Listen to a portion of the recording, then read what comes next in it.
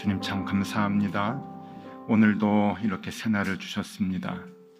그렇게 무덥던 여름도 지나고 아침 저녁으로 찬바람이 부는 가을의 깊숙이 들어왔습니다.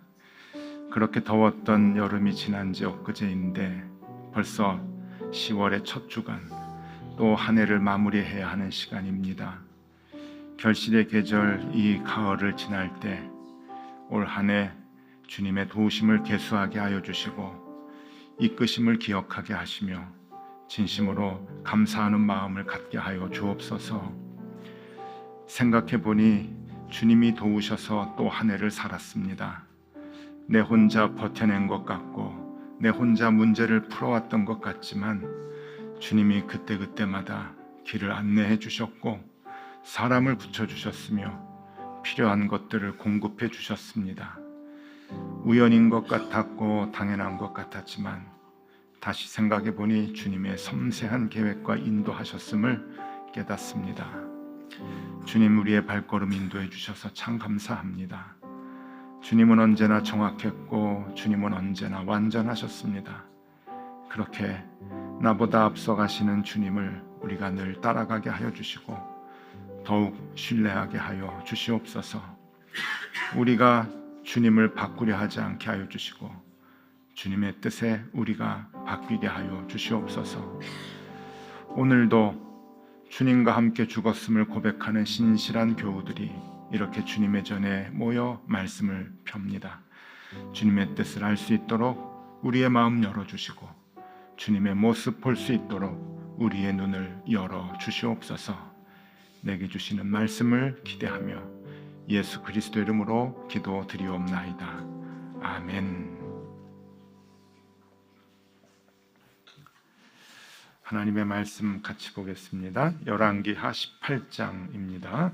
열왕기하 18장 17절에서 25절까지, 열왕기하 18장 17절에서 25절까지 말씀을 한 절씩 교독하시겠습니다. 제가 먼저 보겠습니다. 아수르 왕이 다르단과 랍사리스와 랍사게로 하여금 대군을 거느리고 라기스에서부터 예루살렘으로 가서 히스기야 왕을 치게 하매 그들이 예루살렘으로 올라가니라. 그들이 올라가서 윗못 수도 곁 곧 세탁자의 밭에 있는 큰 길에서 이르러 서니라. 그들이 왕을 부르매 hil기야의 아들로서 왕궁의 책임자인 엘리야김과 석인관 셈나와 아삽의 아들 사관 요아가 그에게 나가니 랍사게가 그들에게 이르되 너희는 히스기야에게 말하라. 대왕 아수르 왕의 말씀이 내가 의뢰하는 이 의뢰가 무엇이냐? 내가 싸울 만한 계교와 용력이 있다고 한다마는 이는 입에 붙은 말뿐이라. 내가 이제 누구를 의뢰하고 나를 반역하겠느냐? 이제 내가 너를 위하여 저 상한 갈대 지팡이 애굽을 의뢰하도다. 사람이 그것을 의지하면 그의 손에 찔려 들어갈지라. 애굽의 왕 바로는 그에게 의뢰하는 모든 자에게 이와 같으니라.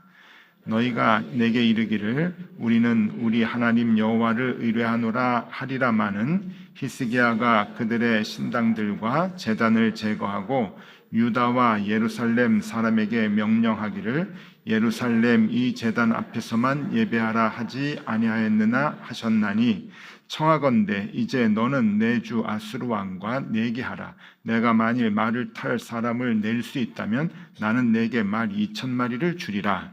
내가 어찌 내 주의 신하 중 지극히 작은 지휘관 한 사람인들 물리치며 애굽을 의뢰하고 그 병거와 기병을 얻을 듯하냐? 함께 봅니다. 내가 어찌 여호와의 뜻이 아니고야 이제 이곳을 멸하려 올라왔겠느냐? 여호와께서 전에 내게 이르시기를 이 땅으로 올라와서 쳐서 멸하라 하셨느니라 하는지라. 아멘. 잘 지내셨죠? 예. 아침 저녁으로 많이 쌀쌀해졌습니다. 그러고 보니까요, 우리 토요 안심기도회가 참 좋은데 그 아침 식사가 참 좋죠, 그죠? 제가 늘 말씀드리는 게 일주일에 먹는 그 21끼 중에 제일 맛있는 식사가 이제 토요일 아침 우리 교회에서 여러분들과 같이 하는 이제 식사인데, 이렇게 따져 보니까 오늘 포함해서 13번 남았습니다. 13번. 안심기도해라 그래가지고 처음에는 교인들이 안심기도했는데 왜 안심을 안 줍니까? 이제 그래서 진짜 안심을 구워드린 때가 있었어요. 그래서 아마 가을에 조금 더 몇 주 지나면은요, 안심을 한번 구워드리려고 그럽니다. 기대하십시오. 이제 연말까지만 우리가 이곳에서 식사를 하게 되니까 마지막으로 한번 안심 기도회 때 안심 한번 구워서 대접해드리고 싶다고 하는 집사님들이 좀 계십니다. 그래서 이제 한 13번, 오늘까지 포함해서 13번 남았으니까요, 우리 열심히 13번 우리 다 오셔서 같이 맛있는 식사 나누고 또 말씀도 같이 이렇게 나누면 참 좋겠습니다. 자, 오늘 열왕기하 18장입니다. 여러 가지 이야기들이 나오는데, 먼저 그 이스라엘의 그 왕들을 한번 보여드릴게요. 왕들을 좀 보시면은 지난주에도 좀 보여드렸는데요. 북왕국 이스라엘이 왼쪽이고 오른쪽은 남왕국 유다입니다. 각각 19명, 20명 이렇게 이제 왕의 역할을 이제 했죠. 북왕국은 아주 못된 왕들이 많아서 왕조가 많이 바뀌었습니다. 근데 반대로 이제 남왕국은 다윗의 자손들이 계속 이제 왕의 자리에 앉아서 남쪽 유다를 통치를 했죠. 물론 이 그 북왕국 이스라엘과 남왕국 유다의 그 왕들이 하나님의 뜻을 많이 거역했습니다. 조금 좀 괜찮은 왕들도 있기는 했지만 우리 흔히 우리 아이들이 얘기하기를 도찐개찐 뭐 그냥 그 정도입니다. 그런데 저 유다의 남쪽 유다 왕에 괜찮은 왕이 있었는데 3명이 있었거든요. 제가 체크를 좀 했는데 한번 보시면 저렇게 여호사밧하고 그다음에 히스기야하고 요시야 왕이 이제 조금 그래도 하나님의 뜻을 잘 따랐던 이제 그러한 그 왕들이에요. 그래서 저때 하나님이 좀 기뻐하셨죠. 근데 오늘은 지금 어느 때의 그 이야기인가 하면은 가운데 히스기야 왕 때입니다. 히스기야 왕. 요 히스기야 왕 때인데 이게 이제 그 북이스라엘은 어느 때인가 하면은 맨 마지막 이제 왕이 맨 마지막 왕이 이제 통치를 하다가 멸망을 한 때가 이제 저 때예요. 그때 북이스라엘이 멸망을 한 때는 남유다가 히스기야 왕 때이다. 그렇게 이제 생각을 하시면 될 거고, 그 히스기야 왕 때의 일이 지금 이제 벌어지는 거예요. 북이스라엘은 이제 멸망을 막 했고 그 히스기야 왕 때 이제 일어났던 그 사건들입니다. 이 히스기야 왕은요, 25살에 이제 왕이 됐고 통치는 29년 동안 했습니다. 그러니까 이제 54세 이제 죽었죠. 이 25세 이제 왕이 되고 난 다음에 이스라엘을 통치를 할 때 이스라엘을 아주 잘 통치를 했다 그랬잖아요. 하나님의 마음에 들게. 그 내용이 어디에 나와 있는가 하면 어제 본문에 나왔습니다. 어제 매일 주심 기도회 하시는 분들은 이제 잘 아실 텐데, 이 어제 본문에서 다시 한번 어제 본문의 말씀을 좀 읽을게요. 18장 4절에서 6절까지의 말씀입니다. 18장 4절에서 6절까지 제가 읽어드릴게요. 그가 여러 신당들을 제거하며 주상을 깨뜨리며 아세라 목상을 찍으며 모세가 만들었던 놋뱀을 이스라엘 자손이 이때까지 향하여 분향함으로 그것을 부수고 느후스단이라 일컬었더라. 히스기야가 이스라엘 하나님 여호와를 의지하였는데 그의 전후 유다 여러 왕 중에 그러한 자가 없었으니 곧 그가 여호와께 연합하여 그에게 떠나지 아니하고 여호와께서 모세에게 명령하신 계명을 지켰더라. 이게 이제 히스기야 왕의 이제 마음이었죠. 그래서 히스기야 왕이 하나님께 이제 그 하나님의 마음에 들어서 히스기야 왕 때에 하나님께서 이제 히스기야 왕을 이제 돕는 이제 그러한 그 일이 오늘 이제 본문 말씀에 나오게 됩니다. 그런데 이제 히스기야가 이렇게 이제 이스라엘을 다스렸는데 사실 그렇게 이제 그 다스리기가 좋았던 그러한 그 기간은 아니었습니다. 25살에 왕이 됐는데 왕이 되고 난 다음에 그 6년 만에, 그러니까 히스기야 왕이 31살 때 북이스라엘이 이제 멸망을 당하는 거예요. 왜냐하면은 더 북쪽에서 이제 더 강한 아수르가 이제 내려와 가지고 북쪽 왕국을 이제 다 멸망을 시켰거든요.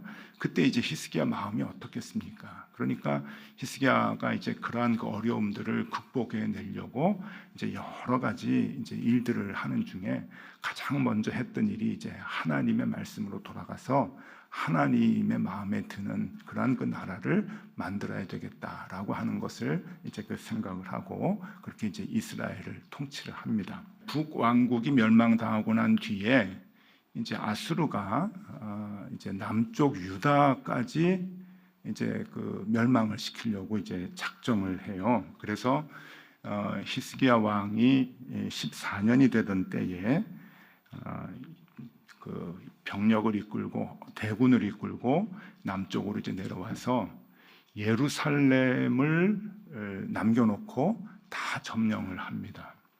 예루살렘을 남겨놓고 이제 다 점령을 하니까 이제 뭐 어떻게 하겠어요? 여러분 이제 그런 전쟁에 히스기야가 이제 그 항복을 할 수밖에 없잖아요. 아수르라고 하는 대군이 이제 다 포위를 하고 이제 있으니까. 그래서 히스기야가 이제 그 항복을 합니다. 항복을 이제 하는데 그랬더니 이제 아수르의 왕이 이제 뭘 요구하는가 하면은 은 300데나리온하고 300달란트 그리고 금 30달란트를 요구를 합니다.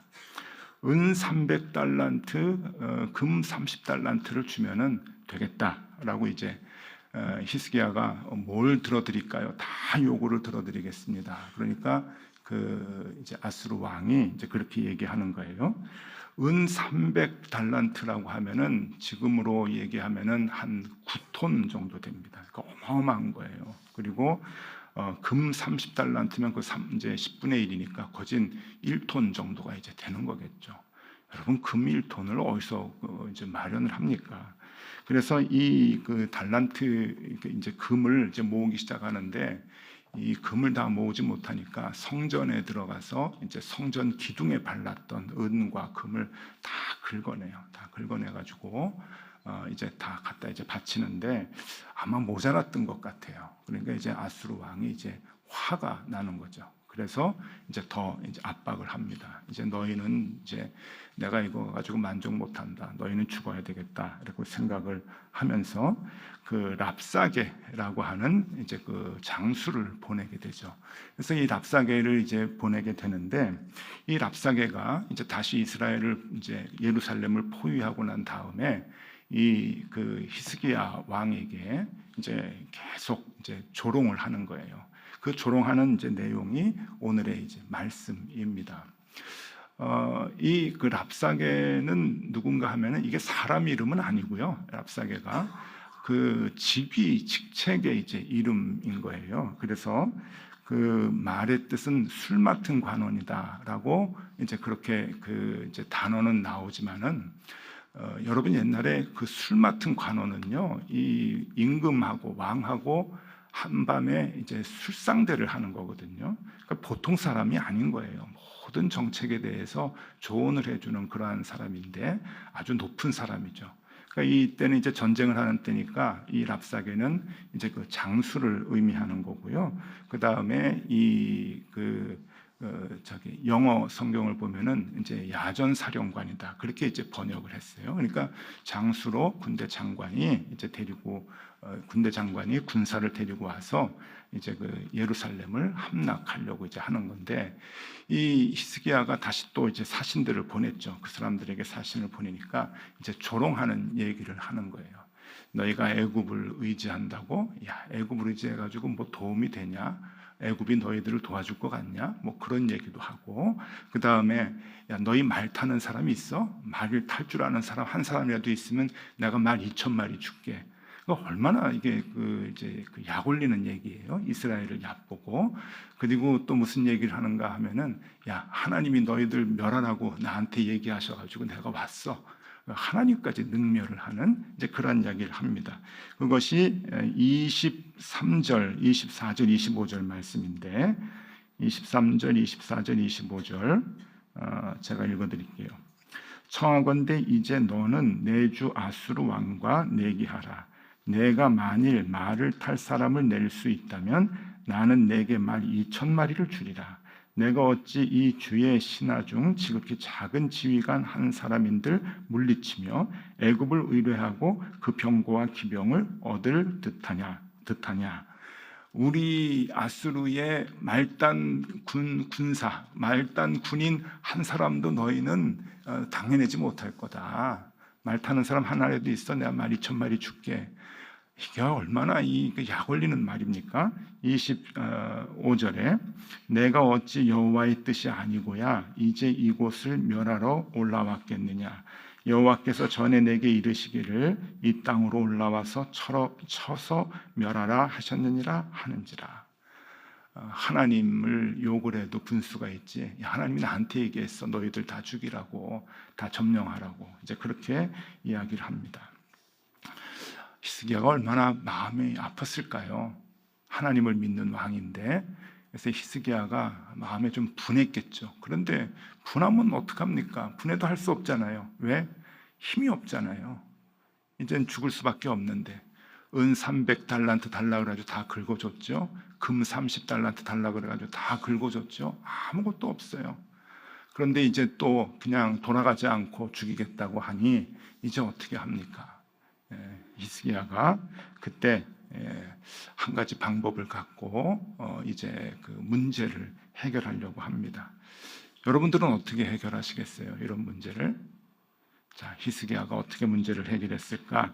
그게 이제 내일 본문에 나오는데 열왕기하 19장 14절에서 19절까지의 말씀입니다. 히스기야가 성전에 들어가요. 성전에 들어가서 하나님께 이렇게 기도를 합니다. 14절에서 19절까지 조금 긴데 우리 같이 읽어볼까요? 이거 절체절명의 위기에서 히스기야가 문제 해결의 방법이라고는 하나님밖에 없습니다 하면서 하나님 앞에 나가서 기도하는 거예요. 근데 죽을 수밖에 없습니다. 하나님, 우리는 힘이 없습니다. 하나님 도와주십시오. 그렇게 기도를 하는데 우리 14절부터 19절까지 같이 읽어보겠습니다. 히스기야가 사자의 손에서 편지를 받아보고 여호와의 성전에 올라가서 히스기야가 그 편지를 여호와 앞에 펴놓고 그 앞에서 히스기야가 기도하여 이르되 그룹들 위에 계신 이스라엘의 하나님 여호와여, 주는 천하 만국의 홀로 하나님이시라. 주께서 천지를 만드셨나이다. 여호와여, 귀를 기울여 들으소서. 여호와여, 눈을 떠서 보시옵소서. 사내립이 살아계신 하나님을 비방하러 보낸 말을 들으시옵소서. 여호와여, 아수르 여러 왕이 과연 여러 민족과 그들의 땅을 황폐하게 하고 또 그들의 신들을 불에 던져 싸우니 이는 그들이 신이 아니요 사람의 손으로 만든 것 곧 나무와 돌뿐이므로 멸하였나이다. 우리 하나님 여호와여, 원하건대 이제 우리를 그의 손에서 구원하옵소서. 그리하시면 천하 만국이 주 여호와가 홀로 하나님이신 줄을 알리이다 하니라. 아수르에서 최후 통첩 편지를 보낸 것을 받아들고 덜덜 떨면서 하나님의 전에 가서 그 편지를 펴놓고 하나님께 기도를 합니다. 어떻게 됐을까요? 궁금하신 분은 다음 주 매일 주심 기도회를 보면은 월요일에 그 결과가 나옵니다. 월요일에 아주 통쾌하게 하나님께서 문제를 해결해 주시는 모습이 나옵니다. 자, 그림을 좀 하나 보여드리겠습니다. 그림 이제 애니메이션 이제 그림인데 그림이 참 의미가 있어가지고 보여드리는데요. 다 아시죠? 무슨 그림인지. 다윗과 골리앗 그림입니다. 다윗과 골리앗. 다윗은 정말 소년이었고 그때 골리앗은 3m 정도가 되는 거인이었죠. 저게 싸움이 될까? 싸움이 될까? 그런데 여러분 다음 그림을 한번 보시면은요. 다윗이 본 거는 골리앗이 아니죠. 다윗이 본 거는 내 뒤에 있는 하나님. 그 하나님을 보니까 골리앗 우스운 거죠. 골리앗이 쉬웠던 거예요. 그러니까 이 골리앗이 뭐 지가 크다고 힘이 있다고 이렇게 우락부락하게 그리고 이스라엘을 능멸하고 아주 조소 섞인 말들을 많이 했잖아요. 그러나 네가 만군의 여호와의 이름을 네가 망령 때 일컫는구나. 그러면서 돌을 들고 나갔던 사람이 이제 다윗인데, 근데 여러분 저 그림을 가만히 보면 저게 성경의 역사예요. 성경의 역사. 하나님과 하나님의 백성들이 어떻게 살아왔는가라고 하는 것을 얘기해주는 성경의 이야기인데요. 자, 보시면은요, 조금 정리를 해보면은 모세가 있었어요. 모세는 바로하고 싸웠죠. 이집트의 바로하고. 그리고 저 그림의 주인공인 다윗은 골리앗하고 싸웠고, 그리고 오늘의 주인공인 히스기야는 아수르하고 싸웁니다. 그리고 좀 더 뒤에 바벨론 포로로 잡혀갔던 다니엘은 바벨론하고 싸우죠. 근데 여러분 이게 똑같은 패턴이에요. 구약에서 처음부터 끝까지 얘기해주는, 신약도 역시 마찬가지고요. 처음부터 끝까지 얘기해주는 성경의 모든 내용은 패턴이 똑같아요. 자, 모세가 바로를 이길 수 있었던, 맞닥뜨려서 이길 수 있었던 이유가 뭘까요? 하나님을 보았기 때문이죠. 저 그림이에요. 다윗이 골리앗을 이길 수 있었던, 블레셋을 이길 수 있었던 이유는 내 뒤에 계시는 강한 하나님. 히스기야가 아수르를, 사네립을 이길 수 있었던 것은, 그렇게 능력을 당해도 이길 수 있었던 것은 하나님이 나와 함께 하시다라고 하는 저 하나님을 봤던 것 때문이죠. 다니엘이 80평생 바벨론에서 그 수모를 당하고 위협을 당해도 꿋꿋하게 하나님의 아들로서 살아남을 수 있었던 것은 내 뒤에 계시는 하나님을 보았기 때문이죠. 저 그림만 이해하시면 성경 전체를 이해합니다. 성경 전체를. 그러니 여러분, 저기서 끝나는 것이 아니라 다음 사진 보여주세요. 나와 세상. 이게 지금까지 이어지는 거잖아요. 나를 위해서 써주신 성경 말씀이잖아요. 그러니까 나와 세상. 지금도 힘들어요. 세상을 대하기는 벅차죠. 세상의 유혹과 세상의 도전, 세상의 기준을 가지고 살라고 하는 그러한 그 외침들, 얼마나 많은 큰 담과 벽들이 있습니까? 그럴 때 우리가 어떻게 그 문제를 풀어가겠습니까? 여러분은 무엇을 보십니까? 내 앞에 쌓여져 있는 담을 보시죠. 내 앞에 놓여 있는 문제를 보시죠. 내 앞에 놓여 있는 위기를 보시죠. 아니에요. 우리가 봐야 할 것은 그 너머에 있는 하나님을 볼 수 있어야 돼요. 하나님을 보면, 그것을 볼 수 있으면 우리는 어렵지 않게 그 문제들을 이끌어 나갈 수 있는 거죠. 극복해 나갈 수 있는 거죠. 여러분 어떤 분야에든지 사람들이 살아가는 분야가 많잖아요. 어떤 분야에든지 그 분야에는 고수들이 있습니다. 고수. 우리가 흔히 그것을 이제 무림의 고수다, 그렇게 이제 얘기를 하죠. 각 분야에 무림의 고수들이 있어요. 여러분 신앙생활에도 무림의 고수가 있습니다. 제가 지금껏 목회하면서 목사님들 중에 무림의 고수 목사님들도 많이 뵙고, 특별히 교인들 중에서도 목사님들보다 훨씬 더 고수들이 많이 있어요. 그런데 신앙생활을 하는 데 있어서 무림의 고수들이 누구인 줄 아십니까? 그 기준이 뭔 줄 아십니까?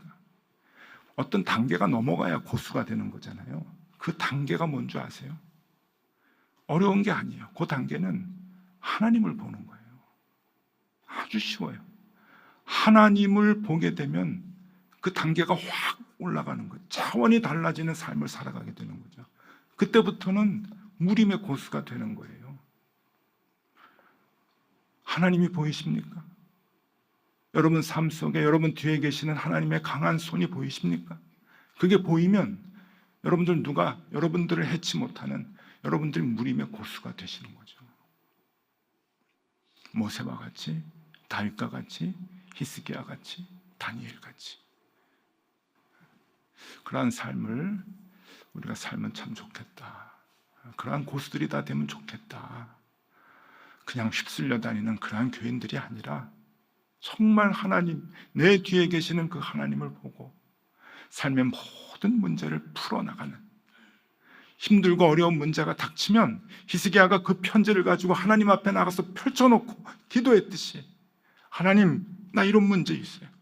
하나님 나 이런 문제 때문에 좀 죽겠어요. 그런데 나에게는 하나님 계시잖아요. 풀어주십시오. 하나님 해결해 주십시오. 하나님하고 승부하는, 세상의 문제하고 맞닥뜨려서 싸우는 것이 아니라 하나님하고 승부하는 그러한 사람들이 무림의 고수죠. 우리 교회 교인들이 다 그 믿음을 가지면 좋겠습니다. 그 눈을 가지면 좋겠습니다. 일본에서 오래 살았습니다. 일본 사람들이 좋아하는 스포츠가 두 개 있어요. 국기라고 하는 스포츠, 하나는 야구고 또 하나는 스모입니다. 스모. 스모 정말 좋아해요. 근데 이 스모를 가만히 보면, 여러분들 이제 스모 하시잖아요. 스모를 보면 이 스모가 어떤 사람은 이제 힘이라 그러기도 하고 어떤 사람은 기술이라 그러기도 합니다. 어떤 사람은 몸무게다 뭐 그러기도 해요. 하기야 뭐 스모계에서는 이 상대방하고 40kg 차이가 나면은 기술이 필요 없다는 얘기들을 해요. 그래서 이렇게 자꾸 먹고 이제 키우는 이제 그런 선수들이 많이 있는데, 그런데 전문가들은, 스모 전문가들은 스모 선수들에게 있어서 제일 중요한 게 뭐냐 그러면은 눈이라 그러면 눈. 그러니까 스모 선수들은 눈이 빨라요. 이게 이제 시작을 하면은요, 딱 이제 뛰어가는 거잖아요. 선에서 이제 시작하면 이제 뛰어가면서 상대방의 모습, 어디로 오는지 무슨 기술을, 그걸 그 0점 몇 초 동안에 파악을 하고 피하고 기술을 걸어야 되는 거예요. 그래서 스모돈이라 그러는데, 스모 선수들이 이렇게 아주 좀 아둔한 것 같죠. 눈이 엄청 빨라요. 그래서 예전에 그 TV 방송에서, 일본 TV 방송에서 재미있는 그 예능에서 스모 선수를 나오게 해가지고 이제 오재미 같은 걸 이제 던지는 거예요. 가까운 거리에서 다 피해요.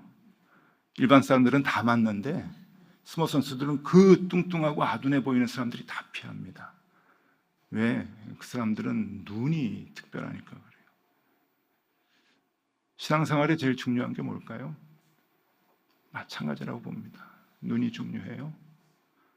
우리의 눈은 하나님을 볼 수 있는 눈, 하나님이 보이는 눈. 그 눈이 저와 여러분들에게 있으면 좋겠습니다. 힘들고 어려울 때 그 문제만 보이는 눈이 아니라 그 뒤에 계시는 하나님, 그 하나님을 우리가 볼 수 있으면 좋겠습니다. 자, 히스기야 왕의 업적 마지막으로 정리해드리고 말씀을 마치도록 하겠습니다. 히스기야 왕의 업적 세 가지. 첫 번째, 성전 정화, 예배 회복, 영적 각성 운동. 우리에게 보여주는 메시지가 있죠. 우리가 하나님의 사람으로서 살아가기 위해서 어떻게 해야 되느냐. 여러분, 우리의 삶에 그 성전이 정화돼야 돼요. 성전. 그리고 예배가 회복이 돼야 되고, 하나님 앞에 나아가서 예배하는 그 예배, 그리고 영적 각성운동, 신앙의 이런저런 모습들이겠죠. 열심을 내는 것, 기도도 하고 말씀도 보고 영적 각성운동인데, 이러한 그 열심을 우리가 내는 것, 그게 히스기야 왕의 업적이거든요. 그러니까 하나님의 사람이 되는 거죠. 그러니 하나님을 볼 수가 있는 거고, 그러니 우리의 삶 속에서 성전, 내 몸이 성전이라고 했는데 내 몸을 깨끗하게 하고 또 하나님 앞에 나아가 예배하는 그 예배가 회복되고 그리고 영적 운동들을 열심으로 감당을 할 때 히스기야의 삶을 우리가 닮아갈 수 있고 쫓아갈 수 있겠다 하는 겁니다. 여러분, 랍사게가 하나님을 우습게 봐도 걱정하지 마세요. 사내립이 죽이겠다고 우리를 애워싸도 근심하지 마십시오. 왜? 우리 뒤에 계시는 하나님, 그 하나님을 우리가 믿음의 눈으로 언제나 볼 수 있으면 좋겠습니다. 그 하나님을 보고 늘 승리하는 저와 여러분들이 되실 수 있기를 바랍니다. 우리 찬양 같이 할까요? 주의 손이, 이 찬양 참 좋습니다. 주의 손이 같이 부르고 우리 기도하겠습니다.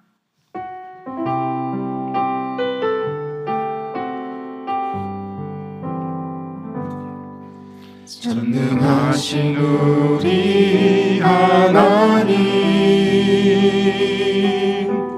삶에 가득한 주님의 통치 보호하시고 지켜주시네, 복 주시고 인도하시네. 살아계신 우리 하나님, 삶에 가득한 주님의 임재 불러주시고 채워주시네, 들으시고 응답하시네. 주의 손이 붙드시네, 흔들리는 우리의 삶을 주의 손이 고치시네. 상한 우리의 마음을 한 번 더 부릅니다. 전능하신 우리 하나님, 삶에 가득한 주님의 통치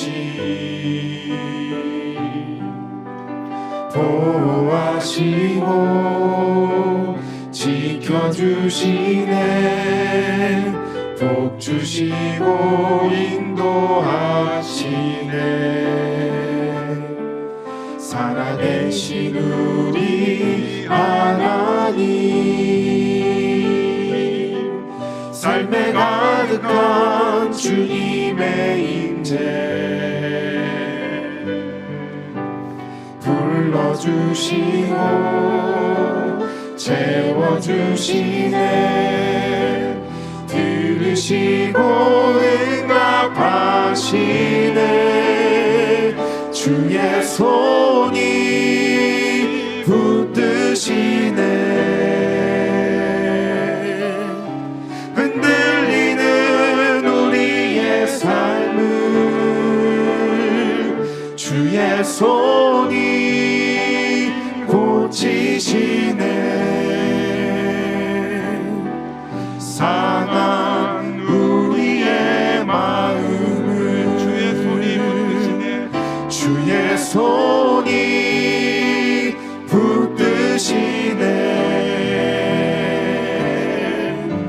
흔들리는 우리의 삶을 주의 손이 고치시네. 상한 우리의 마음을.